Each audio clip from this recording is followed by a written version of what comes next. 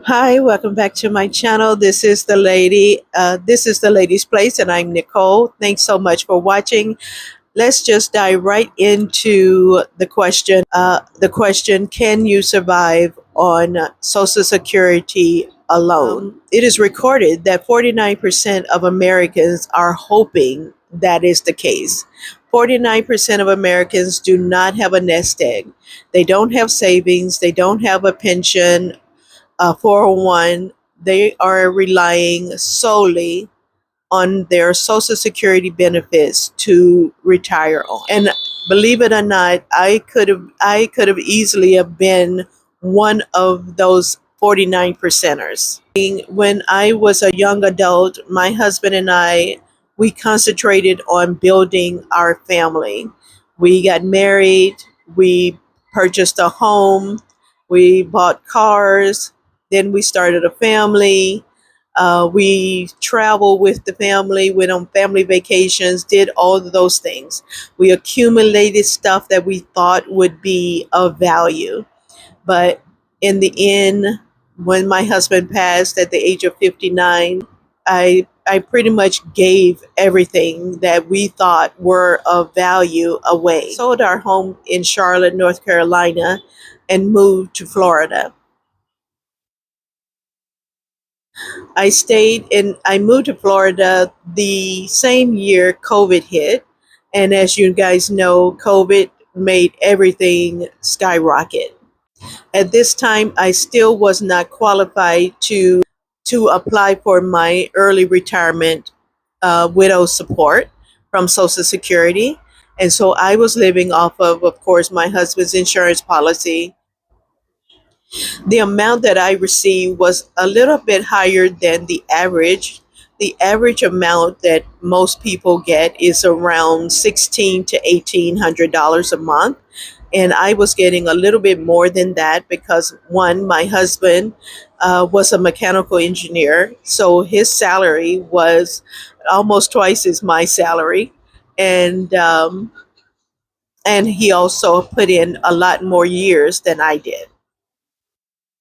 So that is how the Social Security determines your monthly benefits, is based on the number of years that you put into the Social Security account, as well as your salary, whatever your wages were.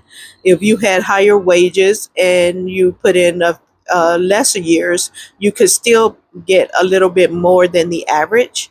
Or if you put in more years but had less salary, you can get less than the average. So it's imperative that you contact the Social Security Administration office to find out what your actual benefit would be. If you're retiring early, you can do this two ways. Again, contact them by phone and speak with an agent about your benefits, or you can sign up online and do it that way. Create an account, then go to your statements, and your statements will show you your earnings history. And it is again based on the number of years that you put into Social Security, as well as the salary that you were making. If you find any discrepancies, make sure you contact that Social Security agent and get that taken care of, because that determines how much money you will be getting a month from Social Security for the rest of your life. Okay, so if you have any discrepancies at all on your account, this is the time to find out. I do believe that we are more than conquerors, and that we can make a way out of no way. So, whatever your benefits are, if this is all that you have to live on and you do not have a nest egg, that you will find a way to make this work. Sorry about the noise. I'm sitting out on my balcony trying to finish this video, and hopefully my new item here, my new mic, will cancel out the noise in the background. I hope so, because I don't want to redo this video. I chose to live abroad to stretch my dollars because the amount that I was receiving from Social Security was enough to satisfy Panama's pensionata visa requirements.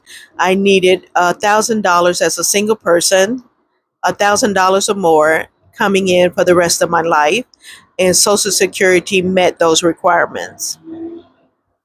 Of course, there are other requirements that I had to go through. I had to do a FBI background check. I had to have them fingers printed, and all of that needed to be sent to an attorney here in Panama. And it took about 6 months for me to get my permanent residence here in Panama City, Panama.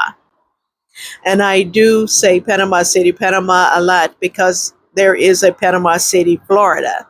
So I just wanted to make that distinction that I am in the country of Panama. Here I am able to afford a comfortable lifestyle on my Social Security benefits. I also had to purchase private insurance because, of course, the insurance, the Affordable Care Act does not it does not go international. Okay, and so I had to get private insurance. Unfortunately, I did not get it before I my triple bypass, but and because of that, the price of my insurance is a little bit higher than it would have been prior to my hospitalization. But I still the quality of care that I get here, the cost of living is definitely um, almost 50-60% cheaper to live here than it is in the U.S.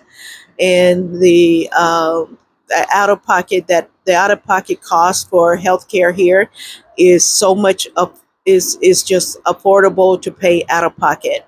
But now that I have the private insurance, that pretty much covers me for any doctor visits that I have here, as well as traveling internationally. I do plan to travel.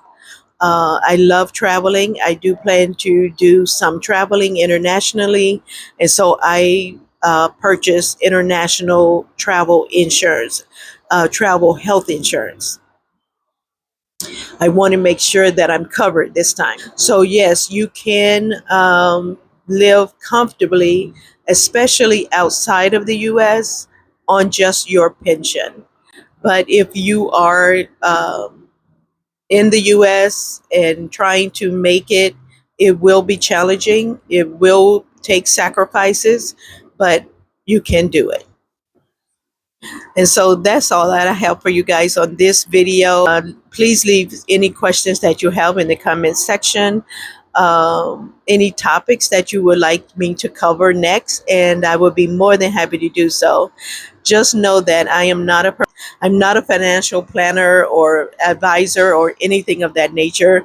I'm just here sharing my early retirement experiences and the processes that I've had to go through to get to this point. I've been here now for 2 years, and I simply absolutely love it. I chose Panama City, Panama, because it was very close to the United States.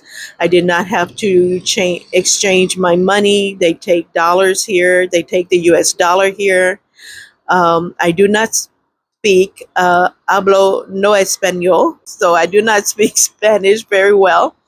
And, but they are very forgiving here of that. And so it's just been a truly remarkable experience, and I'm glad I took it. I'm glad I stepped out on faith and just took it. And so here I am, and just wanted to share my experience with you guys. And I hope it benefits you in some way, to let you know that whatever you put your mind to, you can do. All right. So thanks again for watching. This is the lady at the Lady's Place signing off for now.